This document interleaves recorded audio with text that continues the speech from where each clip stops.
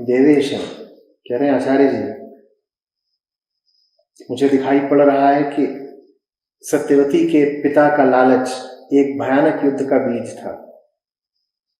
भीष्म एक कुशल राजनेता विद्वान होते हुए भी ये देख क्यों ना सके? क्या उनका अपना भी कोई लालच था? हमारे जीवन में जब लालच बीज रूप में ही हो तो उसे कैसे देखें? लालच किन किन रूपों में आ सकता है? क्या इसे देख पाना संभव भी है? क्या लालच का तभी पता चलता है जब परिणाम सामने आते हैं?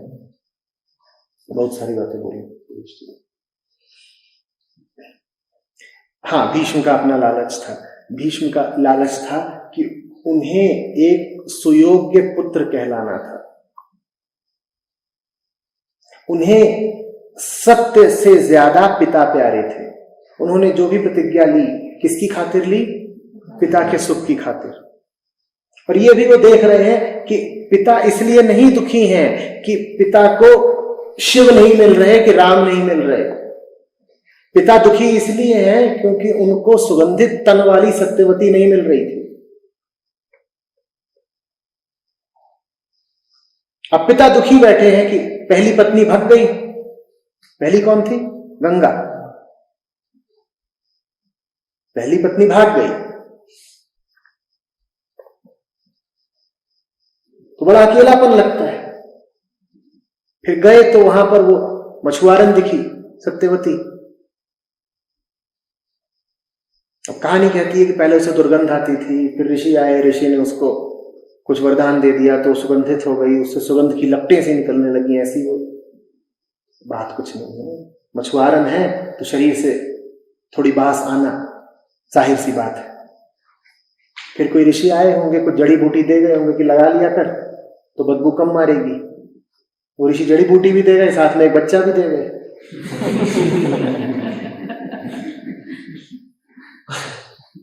पहले ऐसे था मामला, खुल्लम खुल्ला। महाभारत तुमको बड़ी शिक्षा देगी। यहां कोई शर्म लिहाज नहीं है, आवश्यकता भी, बात मजाक से आगे की भी है। तो वैसे तो पिता है, राजा का धर्म होता है प्रतिक्षण प्रजा की सेवा में उद्यत रहना, ठीक। और ये कौन से राजा हैं जो इसी दर्द में तड़पे जा रहे हैं कि वो कामिनी मछुआरन नहीं मिल रही। और भीष्म को ये देखना चाहिए था ना। और उसके बाद जैसी वो वैसे ही उसका बाप, वो कह रहा है कि नहीं नहीं ये नहीं है, वो नहीं है। राजा की बीवी होने से क्या होगा? राजपाट की भी तो कुछ आश्वस्ति दो। और फिर एक के बाद एक भीष्म प्रतिज्ञा किए जा रहे हैं। कभी कह रहे हैं गद्दी पे नहीं बैठूंगा, कभी कह रहे हैं कि कुंवारा रह जाऊंगा, और फिर कह रहे हैं कि नहीं सदा सिंहासन का सेवक रहूंगा। तो ये भीष्म का लालच था कि सुयोग्य पुत्र कहलाऊं। भीष्म ने भी देह के रिश्ते को बड़ी प्रधानता दे दी। भीष्म प्रतिज्ञा न हुई होती तो महाभारत नहीं हो सकती थी। जब भी कभी तुम सच से ज्यादा किसी को भी अहमियत दोगे, चाहे वो तुम्हारा बाप ही क्यों ना हो, नतीजे बहुत बुरे आएंगे। भीष्म ने यही कहा है, बाप बड़ी चीज है, बाप की खातिर कुछ भी कर जाओ तो लो, हो गई महाभारत। फिर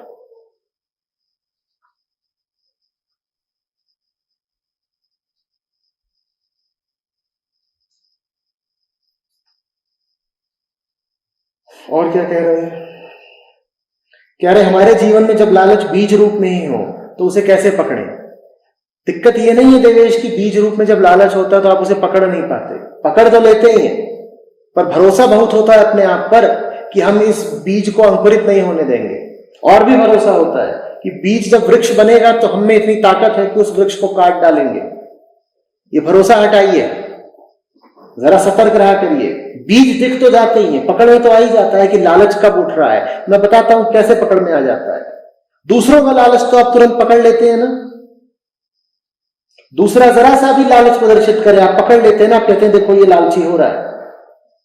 जिस दृष्टि से आप दूसरों का लालच पकड़ लेते हैं, उसी दृष्टि से अपना भी जानते तो होंगे ही कि ये काम मैं लालचवश कर रहा हूं।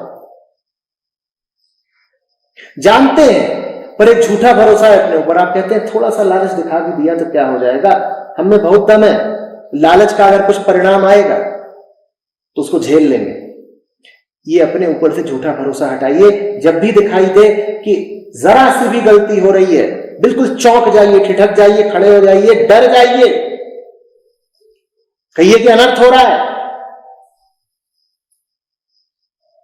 विष भी है, इससे विष वृक्ष उठेगा, और जब उठेगा तो मेरी उसके सामने कोई हैसियत नहीं होगी, असहाय हो जाऊंगा। अभी मौका है, अभी रोक दो, अभी ना रुका तो कभी नहीं रुकेगा।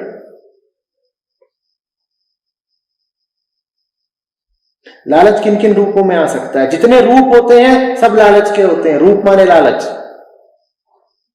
ये मत पूछिए लालच किन किन रूपों में आ सकता है। जो भी चीज रूपधारी है वो ललचा सकती है। सदैव सतर्क रहें। जब आप पूछ रहे हैं लालच किन रूपों में आ सकता है, तो शायद आप ये सुनना चाहते हैं कि लालच किन रूपों में नहीं आ सकता है। कोई भेद मत करिए, प्रत्येक रूप ये ताकत रखता है कि आपको आकर्षित कर दे और फिर आपको आसक्त कर ले।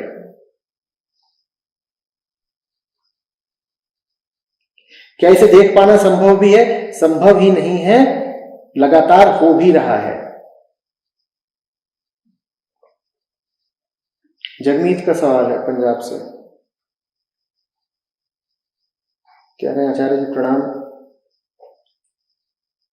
दुर्योधन की नीयत ही राजगद्दी पर थी, इसीलिए उसके भीतर ईर्ष्या, बदला इत्यादि विचार चलते थे, और उसके पिता के अंदर भी राजगद्दी की ही नीयत थी, इसीलिए तो उनकी संतान के अंदर भी यही थी।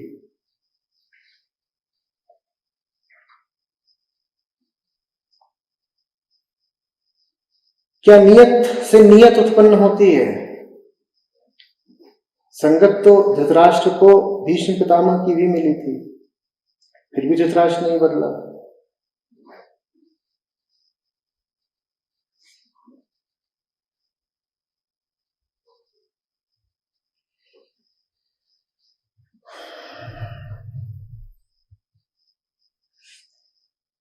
ये तो जगमीत जाहिर सी बात है ना। आदमी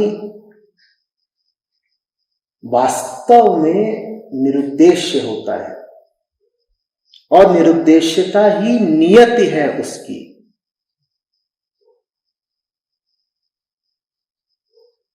आदमी वास्तव में निरुद्देश्य होता है और निरुद्देश्यता ही नियति है। लेकिन संगत के कारण नियत आ जाती है, नियति छुप जाती है। वो जिसका कोई मकसद नहीं हो सकता, उसे बहुत मकसद मिल जाते हैं, और चूंकि उसे बहुत मकसद फिर मिल जाते हैं, इसीलिए अध्यात्म उसे एक आखिरी मकसद देता है कि अब बेमकसद हो जाओ।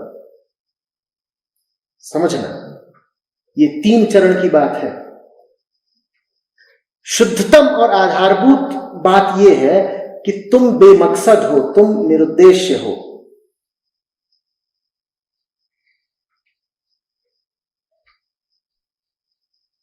लेकिन अब तुम वहां आ गए हो जहां बहुत सारे उद्देश्य तुमने पकड़ ही लिए हैं।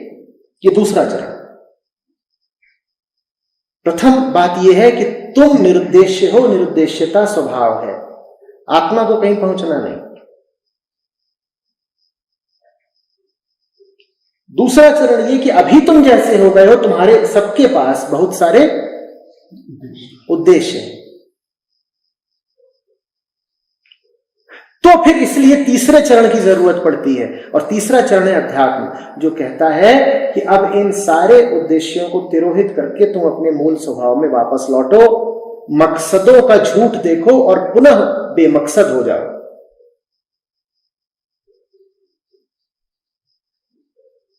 तो पहले चरण की जो हमने बात करी वो है नियति की, नियति है निरुद्देश्यता। दूसरे चरण पर हमने जो बात करी वो है नियत की। आदमी होना माने नियत से भरा हुआ होना। और फिर तीसरे चरण की बात है कि एक आखिरी नियत लेकर के आओ कि अब नियत में वापस जाना है। वो आखिरी नियत होती है, वो आखिरी इरादा होता है, वो आखिरी और उच्चतम संकल्प होता है। वो ऐसा संकल्प होता है जो तुम्हें बाकी सारे संकल्पों विकल्पों से मुक्त कर देता है। ठीक।